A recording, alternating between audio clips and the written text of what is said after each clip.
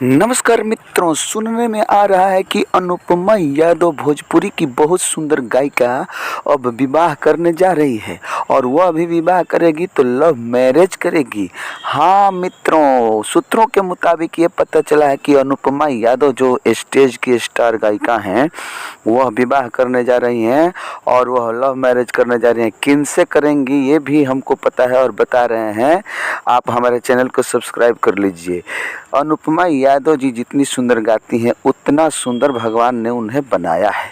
कितनी सुंदर है और बहुत सुंदर गाती भी हैं और यह लव मैरिज करने जा रही हैं। वो कौन है? जिनका नाम है गोलू राजा।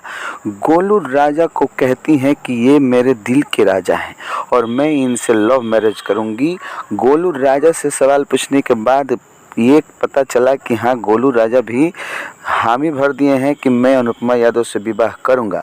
हालांकि ये अंतर्जातीय विवाह होगी, लेकिन अंतर्जातीय विवाह करने पे सरकार भी जोर दे रही है, इसलिए यह शादी अब हो के रहेगी, ये मानेगी नहीं।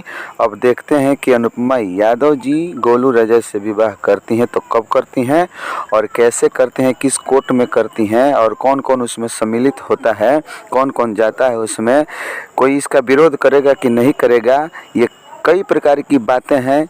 ये हम आपको बताते रहेंगे। मेरे न्यूज़ चैनल के साथ आप बने रहिए और सुनते रहिए ताज़ा ताज़ा समाचार। अनुपमा यादव विवाह करेंगी गोलू राजा।